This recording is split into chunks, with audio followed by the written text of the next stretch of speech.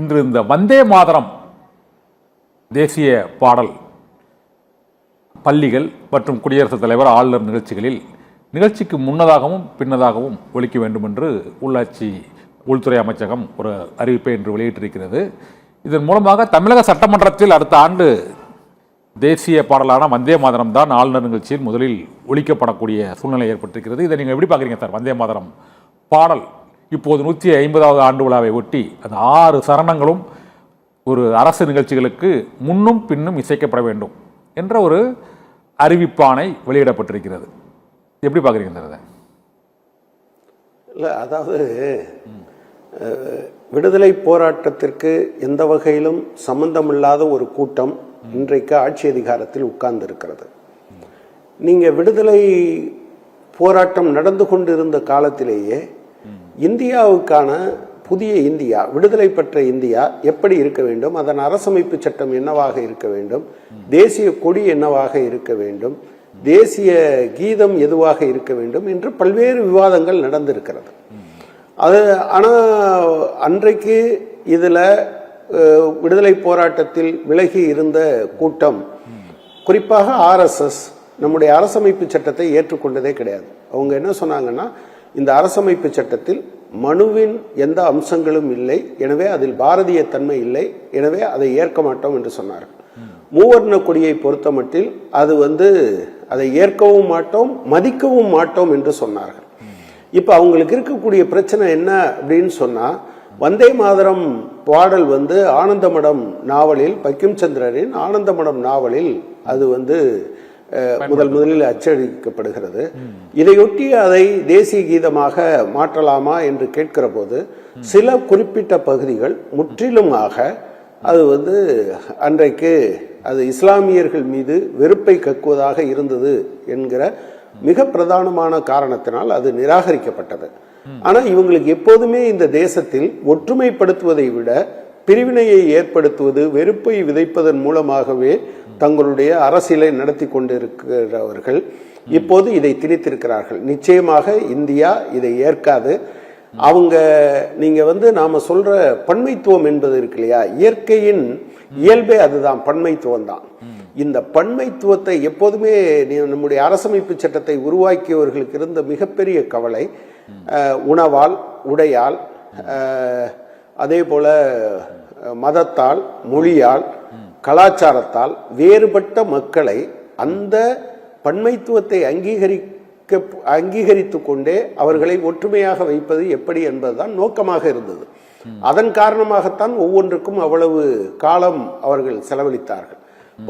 இப்போது இருக்கிறவர்களுக்கு அதை பற்றி கவலை இல்லை என்பதால் சொல்லி இருக்கிறார்கள். அநேகமாக பெரும்பாலான மாநிலங்கள், குறிப்பாக இந்தியாவினுடைய பெரும்பான்மை மக்கள் அதை ஏற்றுக்கொள்ள மாட்டார்கள் என்றுதான் நினைக்கிறேன். அனைத்து மாநில அரசாங்கங்களும் இதற்கு எதிராக தங்களுடைய குரலை எழுப்ப வேண்டும். குறிப்பாக மக்கள் தங்களுடைய வலுவான குரலை இதற்கு எதிராக எனக்கு ஒரு சந்தேகம் என்னன்னா, தமிழ்நாட்டில் ஆளுநர் ஆர்.என். ரவி தொடர்ந்து ஒரு 2-3 ஆண்டுகளாக முதலில் தேசிய கீதம் இசைக்கப்பட வேண்டும் என்றார்கள். ஆனால் தமிழக சட்டமன்றத்தின் மரபுப்படி முதலில் தமிழ்த்தாய் வாழ்த்து, கடைசியில் தேசிய கீதம் இசைக்கப்படும் என்பது மரபாக இருக்கிறது என்பதால் முதலில் பாட முடியாது என்று கூறிவிட்டார்கள்.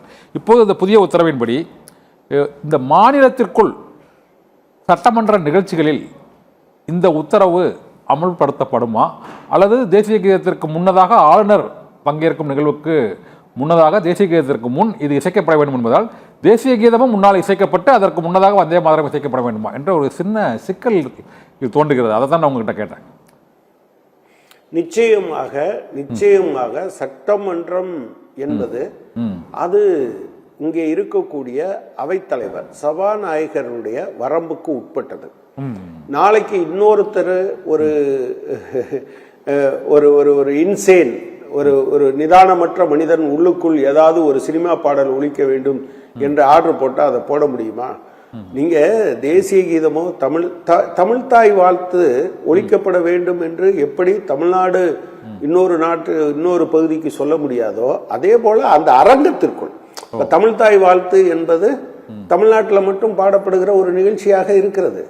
எனவே நீங்க இதையும் சேர்த்து பாடணும், நாளைக்கு 4 பாடல் சேர்த்து பாடணும்னு சொன்னா அதை பாடணுங்கிற அவசியம் இருப்பதாக எனக்கு தெரியவில்லை.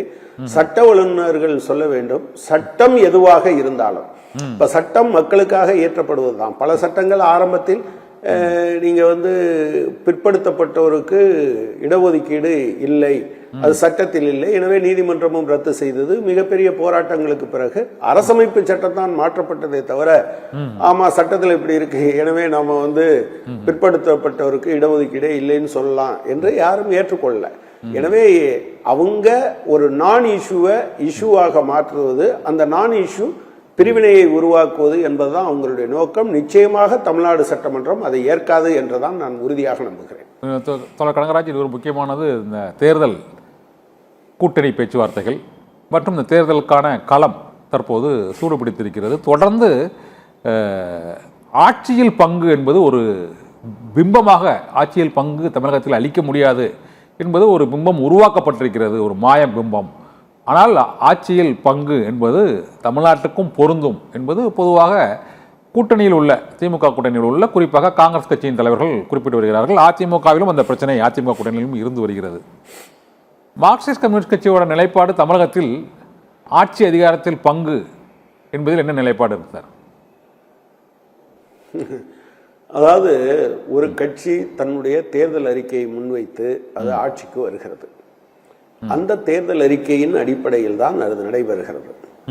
எனவே இப்போ கூட்டாட்சி நடைபெறுகிற பல இடங்கள் இருக்கு. நீங்க தேர்தலுக்கு முன்பாக இப்போ குறிப்பாக இடதுசாரிகள் ஆண்ட மாநிலங்கள் கேரளா, மேற்கு வங்கம், திரிபுரா, இப்போதும் கேரளாவில் இருக்கிறது. கேரளாவில் இடது ஜனநாயக முன்னணி தேர்தலுக்கு முன்பாக எல்லோரும் சேர்ந்து ஒரு தேர்தல் அறிக்கையை வைப்போம்.